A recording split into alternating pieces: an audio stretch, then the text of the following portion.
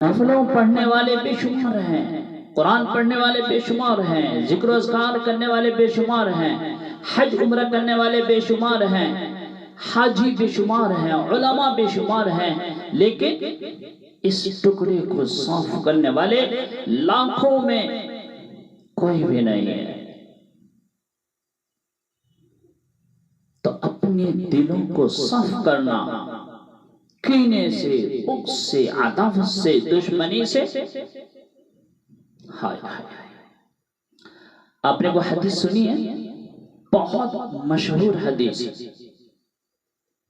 اللہ کے نبی کی، کہ آپ مسجد میں بیٹھے ہوئے تھے،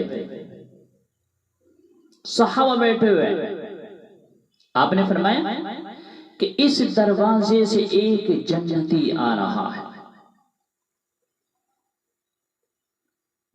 تھوڑی دیر کے بعد دیکھیں، ایک انصاری صحابی، ہاتھ میں جوتا، داڑھی سے وضو کا پانی، اور مسجد میں داخل ہوئے۔ پھر دوسرے دن آپ نے فرمایا کہ اس دروازے سے ایک جنتی آنے والا ہے۔ پھر سیم وہی صحابی، ہاتھ میں جوتا، داڑھی سے وضو کا پانی، اور مسجد میں داخل ہوئے۔ پھر تیسرے دن آپ نے فرمایا کہ اس دروازے سے ایک جنتی آنے والا ہے۔ پھر سیم وہی صحابی، ہاتھ میں جوتا، داڑھی سے وضو کا پانی، اور مسجد میں داخل ہوئے۔ تو اس صحابہ کی جماعت میں ایک شخص بیٹھے ہیں، عبداللہ بن عمر بن العاص۔ یہ ایسے صحابی ہیں سب سے زیادہ عبادت گزار، صحابہ میں سب سے زیادہ عبادت گزار صحابی ہیں۔ ان کی عبادت کیا تھی؟ پوری رات نفلیں پڑھتے، دن میں روزہ رکھتے، اور دن اور رات ملا کر ایک ختم قرآن کرتے تھے۔ اتنی بڑی صحابی، نہ سابقین میں کوئی، نہ متاخرین میں، نہ پہلے والوں میں، نہ آنے والوں میں ایسے صحابی ہوں۔ تو وہ صحابی بیٹھے ہیں، کہنے لگے کہ ان بابا جی کا عمل کیا ہے جن کی بدولت اللہ کے نبی نے جنت کی بشارت دی؟ میں دیکھتا ہوں آخر ان کا عمل کیا ہے۔ تو وہ پیچھے پیچھے ہو لے، ان کے گھر پہنچے، کہا بابا جی میرے والد صاحب سے کچھ ناراضگی ہو گئی ہے، میں شب گزاری کرنا چاہتا ہوں۔ کہا ٹھیک ہے بیٹا، اجازت ہے، کوئی نہیں، رہے آپ۔ تو عبداللہ بن عمر کہتے ہیں کہ میں رات میں وہیں لیٹ گیا، عشاء کی نماز پڑھی، چادر بچھائی، اور اوپر ایک چادر اوڑھ کر اندر سے سوراخ کر لیا، اور میں اس سوراخ سے دیکھنے لگا کہ دیکھتا ہوں بابا جی آتے ہیں تو ان کا عمل کیا ہے،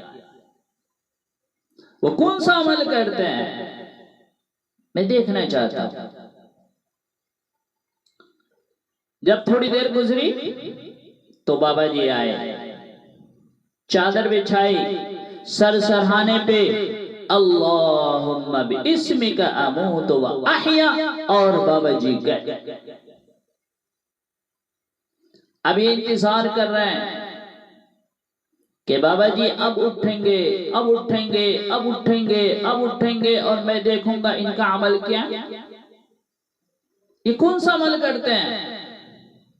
قرآن پڑھتے ہیں، تلاوت کرتے ہیں، ذکر و اذکار کرتے ہیں، تسبیح پڑھتے ہیں، پوری رات نفلوں میں گزارتے ہیں، کیا کرتے ہیں؟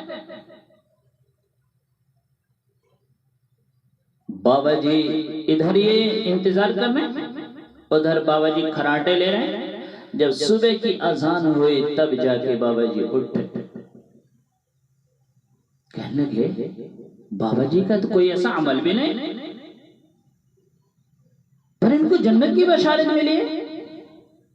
چلو کوئی نہیں، دوسرے دن دیکھتا ہوں. پھر دوسرے دن عشاء کی نماز پڑھی، چادر بچھائی اور اندر سے سوراخ سے وہ پھر دیکھنے لگے کہ دیکھتا ہوں بابا جی آتے ہیں تو ان کا عمل کیا. پھر بابا جی آئے سر سرہانے پہ اللہم باسمک اموت و احیا، اور بابا جی کہے ادھر یہ انتظار کر رہے ہیں، ادھر بابا جی کھراٹے لے رہے ہیں، یہ انتظار کر رہے ہیں کہ اب اٹھیں گے تو قرآن تلاوت ذکر و اذکار یہ جو ان کا عمل ہوگا اس عمل سے یہ. لیکن یہاں تک کہ صبح کی اذان ہوئی تب جا کے بابا جی اٹھے. اب یہ حیران و پریشان ہیں کہ ان کا کوئی عمل تو ایسا ہے نہیں جن کو دیکھ کر میں کہوں کہ اللہ کے نبی نے جنت کی بشارت اس عمل سے دی. لیکن بشارت دینے والے نبی، بات جھوٹ ہو نہیں سکتی، بات حق اور سچ ہے، لیکن عمل ان کا کوئی ایسا نہیں جن کی وجہ سے میں کہہ سکوں کہ ہاں اللہ کے نبی نے ان بات کی وجہ سے، ان عمل کی وجہ سے ان کو جنت کی بشارت دی ہے. 2 دن ہو گئے، انہوں نے کہا چلو کوئی نہیں، ایک دن اور دیکھ لیتا ہوں. تیسرے دن وہ پھر انتظار میں لگے، عشاء کی نماز پڑھے، چادر بچھائی، سو گئے. اندر سے وہ دیکھنے لگے کہ آج دیکھتا ہوں بابا جی کا عمل کیا ہے جن کی وجہ سے ان کو جنت کی بشارت ملے ہے. بابا جی آئے، پھر سر سرہانے پہ اللہم باسمک اموت و احیا، اور بابا جی گئے. یہ انتظار کر رہے ہیں کہ شاید بابا جی اب اٹھیں گے، اب اٹھیں گے، اب اٹھیں گے، اب اٹھیں گے، یہاں تک کہ صبح کی اذان ہوئی تب جا کے بابا جی اٹھے. حیران و پریشان کہ عمل تو ان کا کوئی نہیں ایسا. تو خیر بابا جی کے پاس گئے، کہا بابا جی میں آپ کے پاس اس لیے آیا تھا، میرے والد صاحب سے کوئی ناراضگی نہیں ہے، میں آپ کے پاس اس لیے آیا تھا کہ میں 3 دن مسلسل اللہ کے نبی کی زبان مبارک سے میں آپ کے بارے میں یہ سنتا رہا کہ یہ جنتی ہیں، جنتی ہیں، جنتی ہیں. میں اس لیے آیا تھا کہ میں دیکھتا ہوں آخر آپ کا عمل کون سا ہے جن کی وجہ سے اللہ کے نبی نے جنت کی بشارت دی ہے. پر مجھے کوئی ایسا عمل تو لگا نہیں. بابا جی کون سا عمل ہے؟ چلے بیٹا یہی عمل ہے جو آپ نے دیکھا ہے. کہ یہ بولے ہاں سونا، کہاں بیٹا یہی عمل ہے. کہ چلیے خیر کوئی نہیں، مجھے اجازت دیں میں چلتا ہوں. کہ ٹھیک ہے. تو وہ صحابی چلے، چند قدم چلے تھے کہ بابا جی نے آواز دی بیٹے. ان کی ذہن میں یہ بات فوراً آئی کہ شاید لگتا ہے بابا جی کوئی عذر پیش کریں گے کہ میں طبیعت میری ناساز تھی، ورنہ تو میں پوری رات نفلوں میں گزارتا ہوں، قرآن پڑھتا ہوں، تلاوت کرتا ہوں، ذکر و اذکار کرتا ہوں، دیگر عبادات کرتا ہوں، شاید یہ کہیں. لیکن جب میں قریب گیا تو بابا جی نے کہا کہ بیٹا میں آپ کو ایک راز کی بات بتاتا ہوں. کہا جی جی بالکل بتائیں. کہ یہ بیٹا کیا ہے؟ یہ کہ جی دل ہے. کہ بیٹا اس دل میں کسی کے لیے کوئی نفرت نہیں، جب اللہ کسی کو رزق دے دیتا ہے، جب اللہ کسی کو رزق دیتا ہے، کسی کو دولت دیتا ہے تو مجھے خوشی ہوتی ہے، حسد کوئی نہیں۔ تو جیسے ہی عبداللہ بن عمر نے یہ بات سنی، وہ فوراً اچھل پڑے اور کہا ہاذا ہوا، یہی وہ عمل ہے جن کی وجہ سے اللہ کے نبی نے ان کو جنت کی بشارت دی۔ تو میرے بھائیو،